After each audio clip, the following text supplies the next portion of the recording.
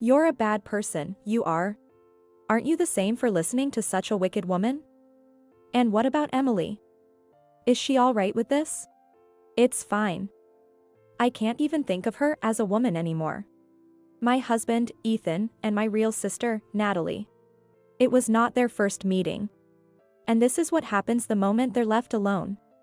I felt something boiling up from the depths of my stomach. Leaving Ethan and Natalie behind, the three of us went to the botanical garden. It was a great day for a drive. As we entered the main road, my daughter, Chloe, suddenly said, "Oh, that's right. What's up?" "Mom, I made sure the doors were locked." At that moment, both Benjamin and I probably froze in our tracks. What she was referring to was the entrance to the basement where the two of them were supposed to be. My name is Emily, a 35-year-old housewife. Currently, I live with my husband, Ethan, who is 2 years my senior, and our 8-year-old daughter, Chloe.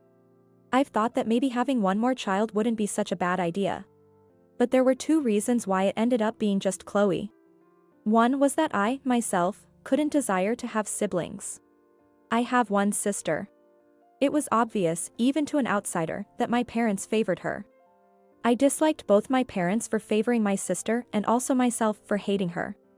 That's why I was afraid of giving Chloe siblings. My sister, Natalie, was cute even from a sister's perspective from a young age. Bright-colored clothes suited her, with her large eyes and a distinctly sharp facial structure. She was always smiling and good at acting sweet. As for me, my face was rather unremarkable. My dark-colored thick hair was unmanageable, always causing my mother distress. Oh. Emily's hair is so hard to make look cute. I hated my mother's size.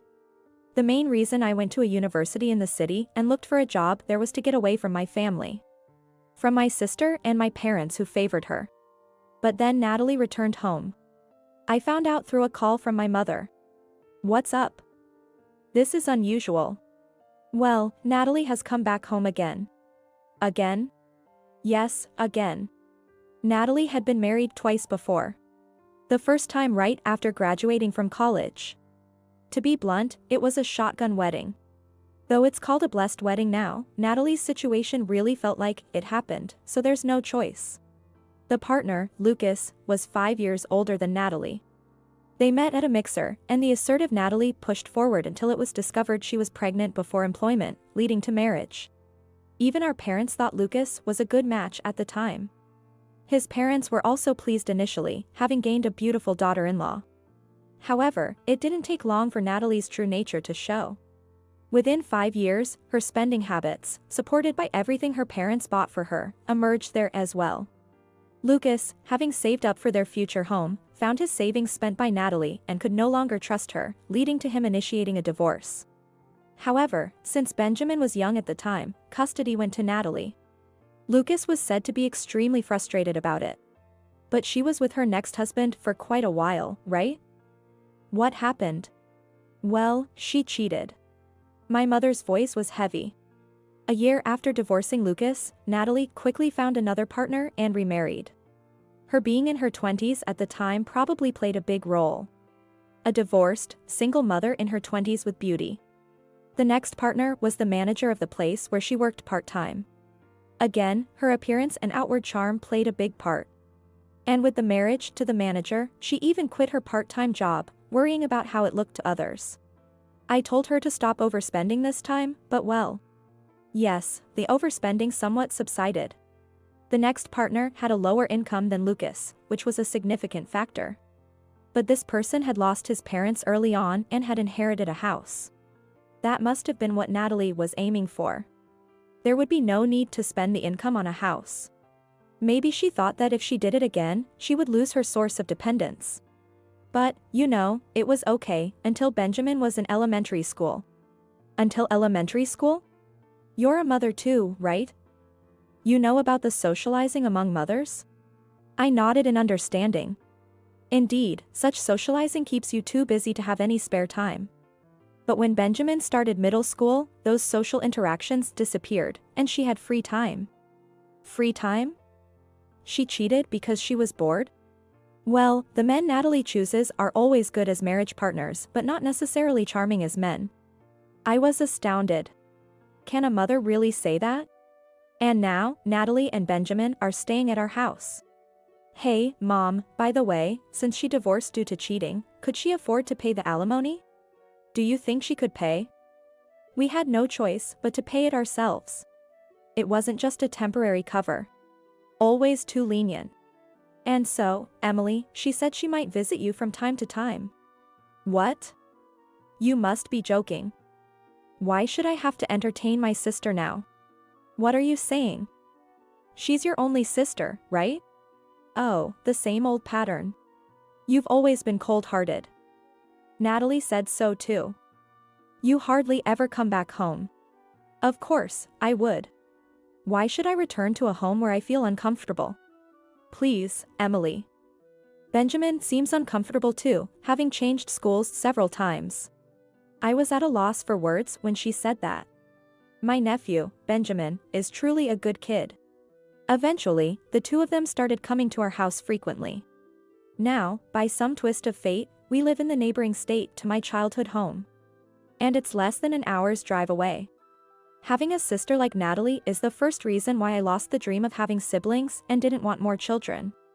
The other reason is that, since pregnancy and childbirth, my relationship with my husband has become sexless. It all started with a transfer and moving. Initially, when we got married, we lived near the city center. But just as we had gotten through pregnancy and childbirth, a sudden transfer order came. We were to move to a relatively large regional city. That's when Ethan suddenly suggested, "Land is cheap here. Let's build a house here." Ethan chose a location in the eastern part of the county. We ended up living an hour's drive from my childhood home, which is at the western edge of the neighboring county. And the house we built was a bit unusual. Well, at a glance, it looked like a typical modern prefab house. However, Ethan had a basement built. See, I always wanted a studio. This was news to me.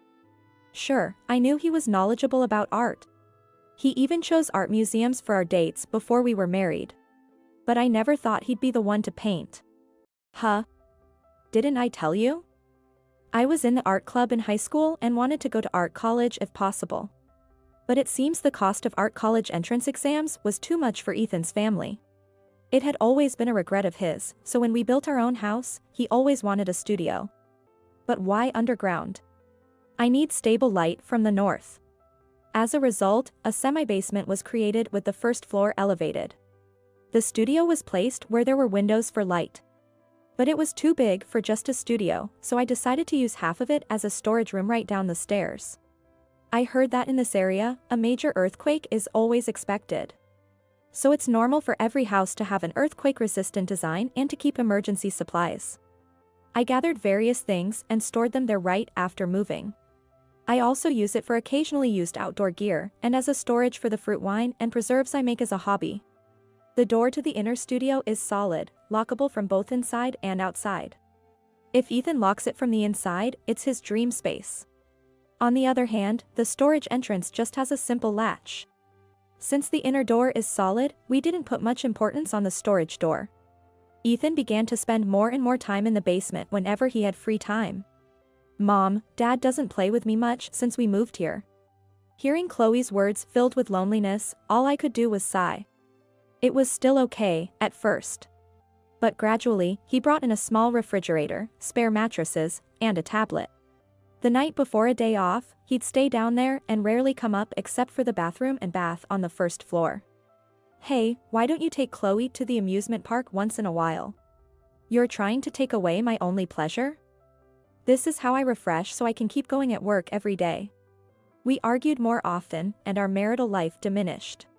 I spent my days on the upper floor with Chloe. Originally, the bedroom had 2 semi-double beds, but one was often unused.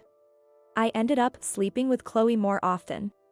In the midst of this, Natalie started coming to my place more and more. And she brought Benjamin with her. It's too noisy at my place. Your place is spacious, and Benjamin can study here, right? She'd say and leave Benjamin there to go out. Benjamin would quietly do his homework, review, and even play with Chloe, waiting for his mother's return. One day, Natalie noticed our basement. Oh, what's this? It's Ethan's studio. Don't go in, or he'll get mad. Huh, a studio. Ethan paints, huh? At that time, Natalie didn't say much more than that. But that day, Natalie stayed until the evening, which was unusual for her. Then, over the dinner I had made extra of, she started the conversation. By the way, Ethan, I hear you paint? Well, yes. I'm a bit embarrassed to say. Not at all. It's a wonderful hobby. Well, my wife isn't too fond of it. Oh, really? But art is something that's not easily understood by most people. I had a bad feeling about Natalie's sweet words. Do you paint landscapes? Yes, currently.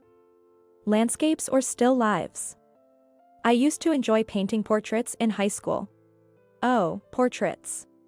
Natalie's eyes widened. Then, how about I model for you? Eh? Natalie, would you really? I've always wanted someone to paint me. But weren't you job hunting? Yes, officially, she was supposed to be driving around during the day for that reason. What are you talking about? Even if I'm job hunting, I have days off, right? That's true. I'm free on weekends. Besides, Emily, you don't know about modeling fees, do you? It's really helpful when someone close offers to do it. Then, what about our picnic next time? Yes, we had planned to go to the local zoo and botanical garden for a picnic next weekend, for the first time in a while. That's when Benjamin chimed in. Hey, Chloe, would you mind if I came along? With Benjamin? Yeah, I've wanted to go to this zoo and botanical garden for a while. That's right. Emily, Ethan will be with me, so you go with our Benjamin. With a chuckle, Natalie smirked at me. This woman was targeting my husband. Just like she used to. Then, shall we have a brief meeting now? Yes, let's.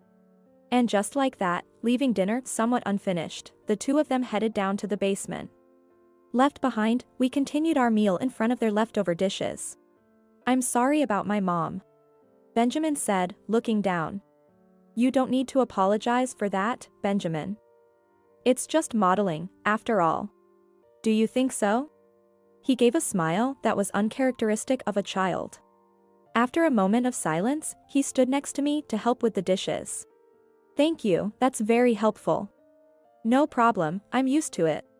Benjamin took on the task of drying the dishes and putting them away. But even as he did so, it seemed like he wanted to say something to me. What's up? Auntie, actually. Looking at me, Benjamin's expression was somewhat desperate.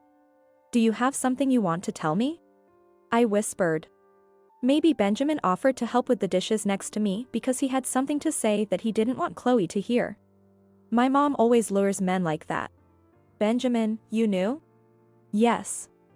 Because she kicked me out of the house to cheat on someone recently. I felt a chill run down my spine. Really? Yes. My stepfather until recently was very dedicated to his work, and he treated me like his own son. But he often worked late into the night. Taking advantage of that, my mom would bring men home that she met somewhere. That's why I took photos and recorded their voices to inform my stepfather. Saying that, Benjamin bit his lip. I couldn't stand it because he was such a good person. He clenched the cloth he was holding tightly. Then, my stepfather thanked me for letting him know and proceeded with the divorce. So, you were the reason for the divorce? Yes. It would be pitiful for my stepfather to be deceived by such a mother. He didn't mention that the evidence came from me. To not make my position worse. He said he couldn't take me in, but at least he wanted to spare me any trouble. That's what happened. So, by telling me this, what do you want me to do, Benjamin? I think you should go check on them downstairs in a little while. I understand, I replied. 2 hours passed. Benjamin was keeping Chloe entertained by playing games with her. I love you. You're my big brother. This truly well-behaved child was also good at handling Chloe. Between games, he searched the zoo and botanical garden on the tablet, exciting Chloe about what they could see there. While they were happily playing, I quietly went down to the basement. Both the storage entrance and the deeper door were left open. I silently entered the storage without turning on the light and moved to a spot where I could see into the studio without being seen. What I saw was Natalie sitting on a drawing stand, embracing Ethan. Even from a distance, I could see that the buttons on Natalie's blouse were undone. You're a bad person, you are. Aren't you the same for listening to such a wicked woman? And what about Emily? Is she all right with this? It's fine. I can't even think of her as a woman anymore. They laughed lowly together, followed by unbearable sounds. Certainly, this was not their first encounter. And this happens as soon as they are left alone. I felt something boiling up from the depths of my stomach. But I didn't burst in yelling at that moment. The word model is convenient. Even in such attire, Natalie would probably say nonchalantly, there's such a thing as nude modeling, right? And Ethan would defend it with something like, it's to understand the lines of the body. I needed something more decisive. Quietly, I left and went back upstairs. Upon my return, Benjamin said, just as I told you, right? What will you do, Auntie? He asked again with a mature, sober tone. I have an idea. Is that so? Then I'll brace myself too. And then the weekend arrived. Saturday, the sky was clear. The weather turned out to be warmer than expected. Thinking we could have a picnic on the grass at the zoo and botanical garden, I was searching for outdoor gear in the storage with Chloe. By that time, the inner door was already closed. Natalie, who had brought Benjamin along, quickly went into Ethan's studio and closed the door behind her. We can't know what's happening behind the door right now. What do we need? A sheet and, Thinking about the possibility of strong winds, I also decided to bring a pop-up tent. To prevent it from flying away, I included pegs and ropes. Auntie, is the tent okay? We'll ask at the entrance. While having this conversation, we carried various items out. Both Benjamin and I had our hands full, so we left the door open. Then the three of us got into the car and set off. It was a perfect day for a drive. As we entered the highway, Chloe suddenly said, "Oh, that's right. What's up?" "Mom, I made sure the house was locked." "Oh? Because both you and Benjamin had your hands full. It's not good to leave the house open when we're going out, right?" At that moment, both Benjamin and I probably froze in our tracks. Chloe knew about the existence of the studio but didn't really understand what it was. Ethan insists on cleaning and everything else in the studio himself, telling me not to touch anything. That's why we usually lock the inner door during the day so Chloe doesn't move anything inside. But today... "Hey, Chloe, why did you lock the storage door?" Benjamin asked her. Because just now, the door to the usually tightly closed back room was slightly ajar. "Mom, aren't we supposed to always lock the back room? But I don't know where the key for the back room is. So I thought maybe I should lock it from the outside." "Oh, I see. The back door has a proper lock. But the outer one just has a latch. So Chloe could close it." "I see, that's right." I realized the situation and felt a smile forming on my face. Then I said to Chloe, "Hey, Chloe, after this, let's go visit your grandpa and grandma on Dad's side." "Really? Is that okay?"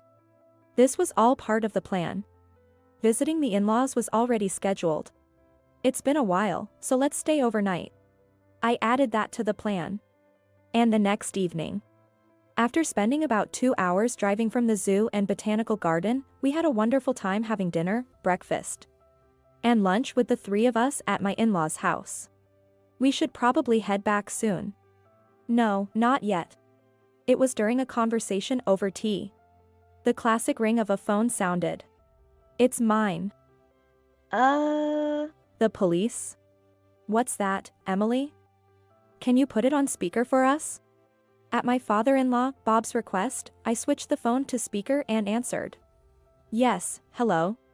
Sorry to bother you, this is the police department." "Is this Emily's phone?" "Yes. This is Emily speaking."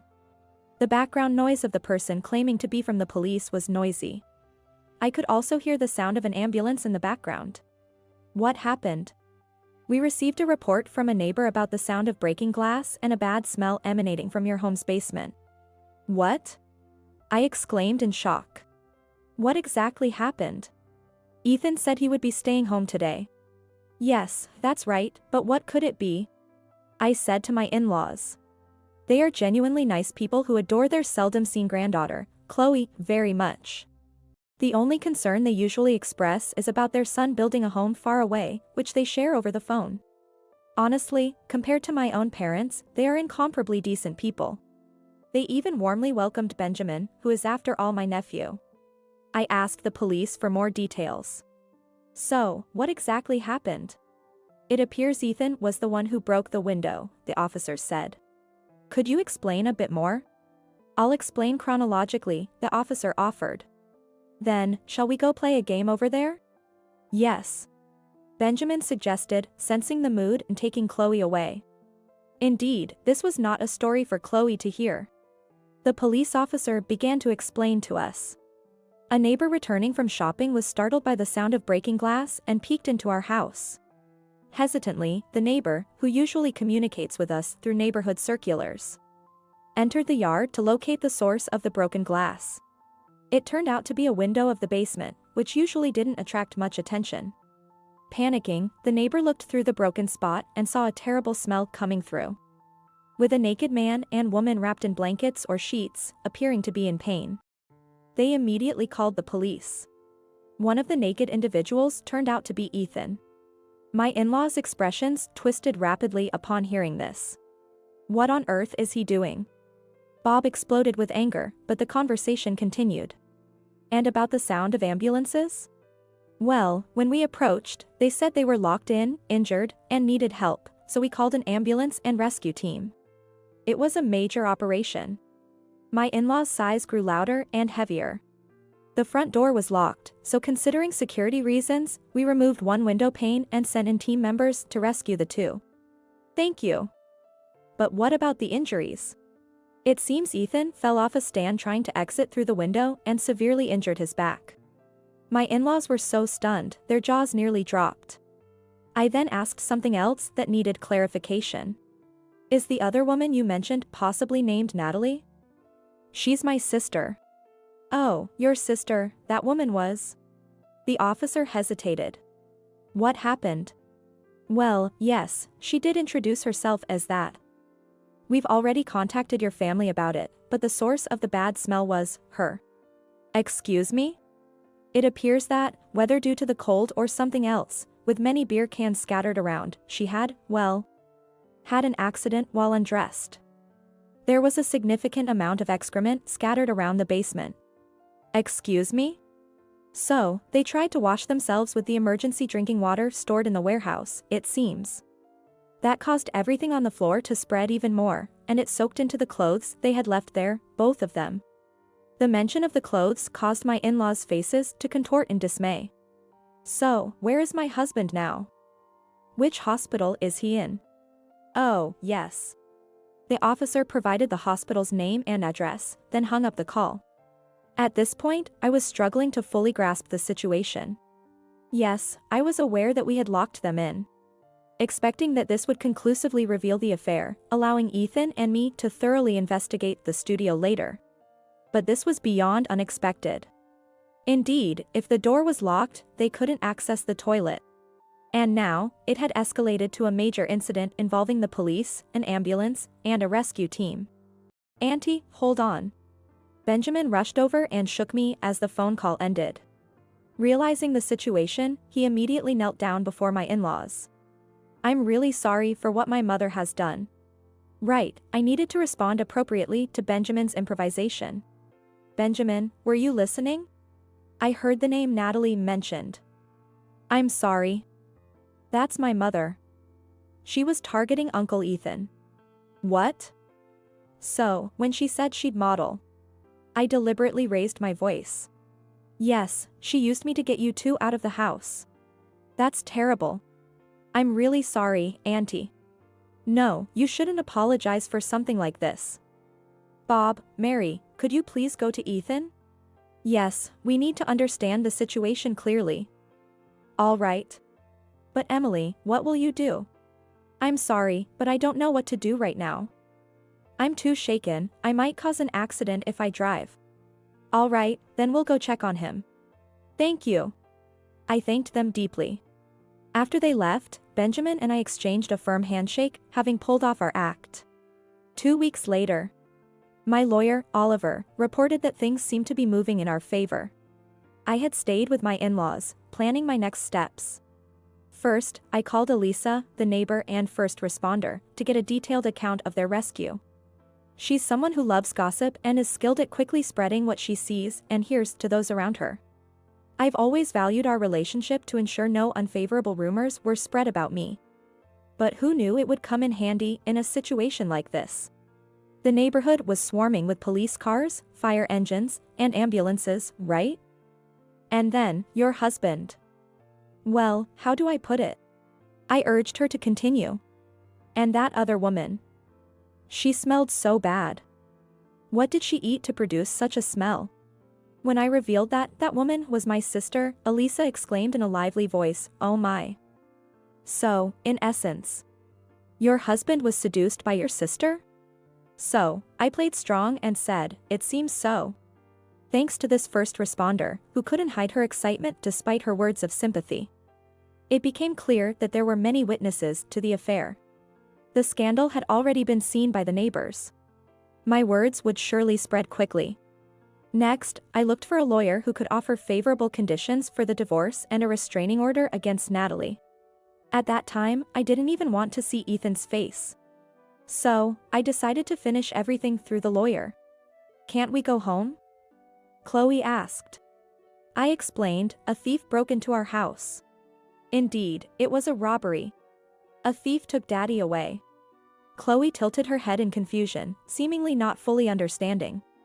It's likely that this young child lost her expectations and closeness to a father who had ceased to play with her some time ago. Meanwhile, Ethan's incessant calls wouldn't stop. Naturally, I ignored them all, recording the voicemail. Apparently, he had broken his hip bone from the fall and needed to stay in the hospital for a while. According to my in-laws, not only Natalie but also Ethan had a terrible smell. Really, I'm just appalled by my own son. My mother-in-law lamented. Furious over the affair with her favorite daughter-in-law's sister and having given Ethan a stern lecture at the hospital. My father-in-law was so disillusioned that he talked about disowning Ethan. Whether it was out of frustration with their scolding, Ethan left more and more voicemail messages for me. "Hey, what's this? I'm injured here. Why aren't you showing up? Did you lock us in?" A lawyer came. "Divorce, you say? I'll never agree to it." "What?" Chloe locked the door. "That's... Hey, why is there a video circulating online? Did you do something?" "I get it. I'll agree to the divorce. But isn't this amount for alimony too much? Please. Even if I sell the house, the current state of the basement makes it unsellable. Cut down on the alimony. Please, just pick up the phone once." The last messages were already in a tearful voice. By the way, calls do come in from Natalie as well. But since they're incomprehensible, I turn the volume down to 0 as soon as I recognize it's her on the line. I can't let Chloe hear such foul language. Meanwhile, Benjamin managed to contact his biological father. My mom never gave me Dad's mobile number, but Grandma gave me the home phone number, telling me to call in case of emergency. An emergency? Yes. Grandma regretted not being able to win custody over Mom. Back then, there wasn't enough decisive evidence, so I ended up with Mom. So that was the case. But with what happened this time, I think it's clear she's unfit to be a parent, and I hope that's the outcome. Benjamin spoke with determination. I've always wanted to go with Dad. That's so. Thank you, Auntie, for giving me this chance. No, thank you. You see, your mom has always liked taking things from me since we were kids. Is that so? Benjamin looked up to the sky. But, it's different with people. If someone falls for it, they're also to blame. Especially if they have a family, they should resist temptation. Since he didn't, he's at fault. So, it's good that we're both rid of something harmful. Following that, my divorce was finalized. I secured custody of Chloe and settled for a division of property, alimony, and child support. Ethan decided to sell the dream house to cover the payments, but due to the incident and the terrible condition of the basement, the house was sold at a significantly lower price. That's why you're foolish. Workshops and studies are things you make after the kids have moved out. Leaving those words behind, my father-in-law apparently said, "I'm cutting ties with Ethan." My mother-in-law, following her husband's lead, was dumbfounded when Ethan blamed Chloe for locking the door and decided to stick with her husband's determination. Both still wanted to see their granddaughter. I'm grateful for their help and plan to continue our relationship. As for Natalie and my parents, they were furious about the alimony claim. Oliver, my lawyer, mentioned, "By the way, Emily has filed for disinheritance. She wants nothing to do with you. If you do anything foolish, she'll get a restraining order." Natalie, in response, grabbed a vase and struck Oliver with it. This act of assault led to her prosecution by Oliver, resulting in a short prison sentence for her. This led to even more compensation claims, forcing my parents to consider selling their home as well. The result of indulgence turned out to be quite something. "Mom, I'm off to school. I'm off to work too." After that, I moved somewhat far away. To a place far from both my parents' home and the house we lived in before. "Good morning." When I greet like this upon arrival at work, my current employer responds with, "Please do your best today as well." He is Lucas, Benjamin's father. Currently, I'm employed as an office worker at his company. It's not a large enterprise, but a sincere business rooted in the community. On days off, Chloe, who wants to visit Benjamin now back with his father, invites me to join her. Lucas's family also welcomes us. They are grateful for giving Benjamin a reason to come back. These people are also infinitely better than my own parents. Oh, the days surrounded by people where I can finally feel settled have arrived. From now on, I aim to live a bright and happy life, especially for Chloe's sake.